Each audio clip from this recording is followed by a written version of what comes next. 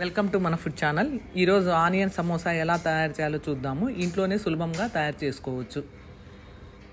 ఉల్లి సమోసాలు తయారు చేయడానికి ముందుగా మనము పిండిని తయారు చేసుకోవాలి. 1 కప్పు మైదా పిండిని తీసుకుంటున్నాను. దీంట్లో కొద్దిగా కాచిన 2 స్పూన్ల నూనె, కొద్దిగా ఉప్పు వేయాలి. ఉప్పు వేసిన తర్వాత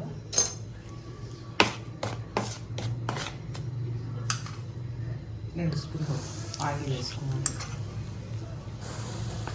ఇలా వేడి నూనె పోయడం వలన సమోసాల పైన పొర మనకు క్రిప్సీగా వస్తాయి.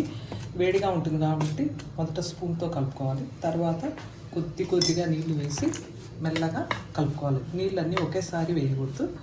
ఈ విధంగా పిండి నిదానంగా కలుపుకోవాలి.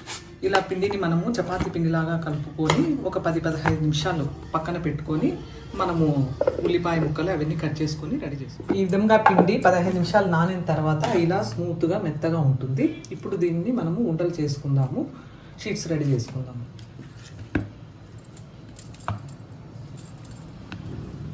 మనము పిండిని ఈ విధంగా రౌండ్గా చేసుకొని కొద్దిగా పిండి వేసి మనము రౌండ్గా రుద్దుకుందాము. పల్చగా ఒత్తుకోవాలి.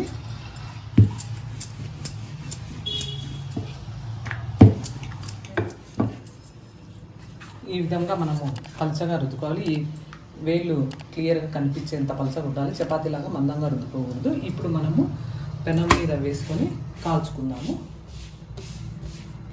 పెనం సిమ్లో పెట్టి కొద్దిసేపు 2 సెకండ్లు కాల్చుకుంటే సరిపోతుంది.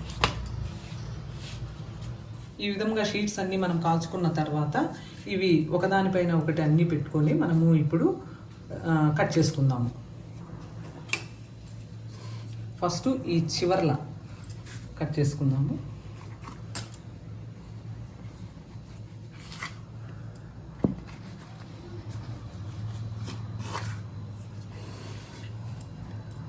ఈ విధంగా 4 వైపులా మనము ఇలా కట్ చేసుకోవాలి.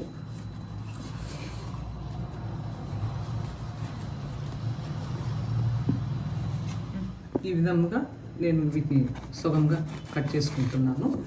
ఇప్పుడు ఈ షీట్స్ అన్నీ రెడీ అయిపోయినాయి.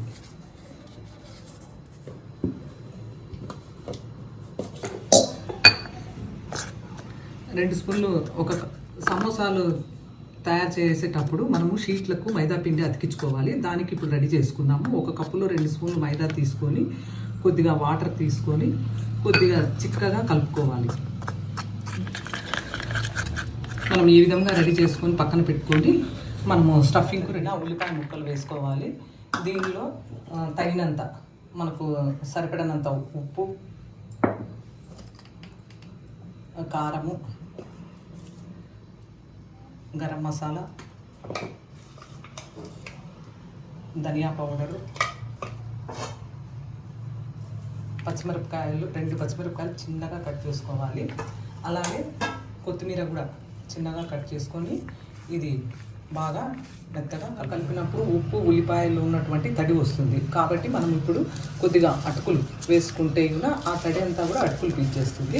అటుకులు కాకపోతే మనకు ఇంతకు ముందు మిగిలిన ఎడ్జెస్ అన్నీ ఉన్నాయి కదా, ఆ షీట్స్కి వచ్చిన ఎడ్జెస్ అవి కూడా మనము నూనెలో వేయించి దీంట్లో కలుపుకోవచ్చు.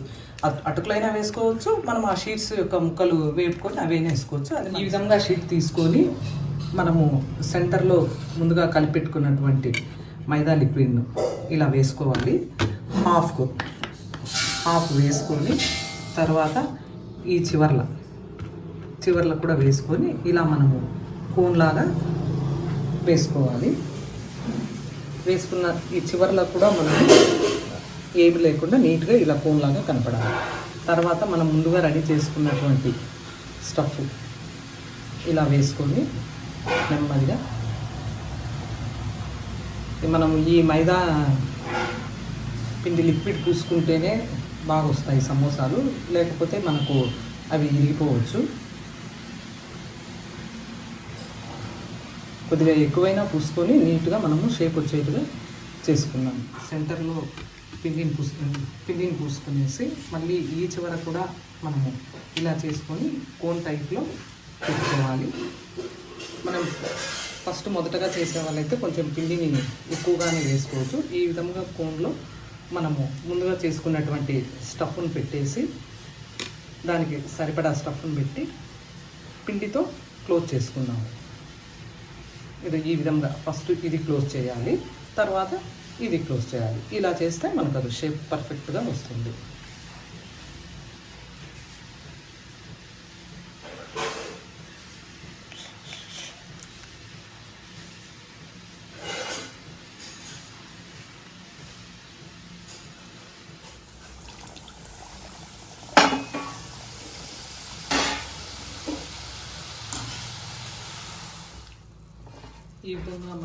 ఈ విధంగా మనము వేపుకున్న తర్వాత ఇవి ఈవినింగ్ స్నాక్స్ బిస్కెట్స్ లాగా కూడా ఉంటాయి.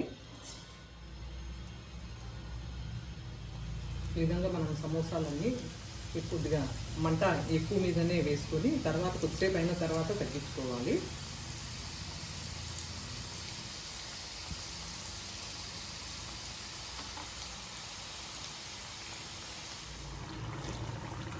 ఈ విధంగా మనము గోల్డెన్ కలర్ వచ్చేంత వరకు బాగా వేపుకోవాలి. ఇవి తీసి పక్కన పెట్టుకొని మరి మిగతావి కూడా మనం వేసుకున్నాము.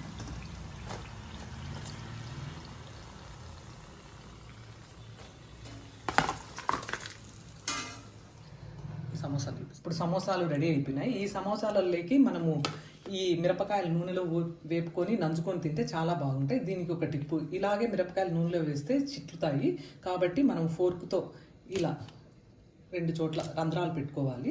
తర్వాత మనము నూనెలో వేపుకుందాం.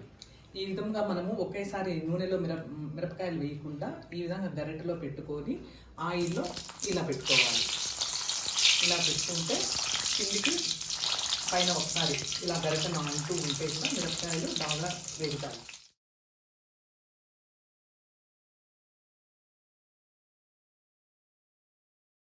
మీరు కూడా ఒకసారి ట్రై చేయండి.